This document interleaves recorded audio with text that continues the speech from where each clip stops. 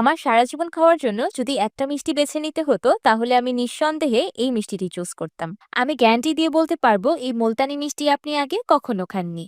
না না, এটাকে হাফসি বা মিল্ক কেক ভেবে ভুল করবেন না। আসসালামু আলাইকুম everyone, I am chef Ishika. প্রথমে মোল্ডে দিয়ে দিলাম কিছু ওয়ালনাটস বা আখরোট, কিছু কাঠবাদাম, কিছু কাজু বাদাম, আর একদম লাস্টে দিয়ে দিচ্ছি পেস্তা বাদাম। এবার ইয়ক প্যানে দিয়ে দিলাম 2 লিটার ফুল ক্রিম লিকুইড দুধ। এই প্রিমিয়াম জার্মানি হানিকম কুকওয়্যার গুলো আপনারা আমার পেজ অথেন্টিক বাই ইশিকাতে পেয়ে যাবেন। বলক চলে আসার পর আমি চুলার ফ্লেমটাকে অফ করে দিয়েছি। 1 মিনিটের মতো দুধটাকে নেড়ে টেম্পারেচারটাকে হালকা ডাউন করে নিলাম। দুধের ছানা কাটার জন্য আমি 1 টেবিল চামচ ফিটকারি পাউডার হাফ কাপ পানিতে গুলিয়ে রেখেছি। এবার অল্প অল্প করে ফিটকারির পানিটা দুধে দিয়ে ছানা কেটে নিব। আমি 1/4 কাপ ময়দা 1/4 কাপ পানিতে গুলিয়ে রেখেছিলাম। ময়দার মিশ্রণটাকে ছানার সাথে আলতো হাতে মিক্স করে নিলাম। এবার চুলার ফ্লেমটাকে অন করে দিব। দেখতেই পাচ্ছেন পানিতে বলক চলে এসেছে। এবার দিয়ে দিচ্ছি 1 কাপ বা স্বাদ মতো চিনি, সেই সাথে দিয়ে দিচ্ছি 1/4 কাপ ঘি। পানি অনেকটাই শুকিয়ে এসেছে। এই পর্যায়ে দিয়ে দিলাম কয়েক ফোঁটা brown food colour.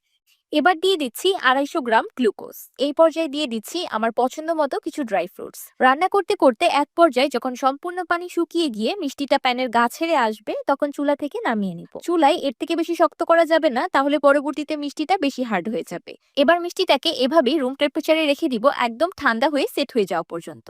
This is my one of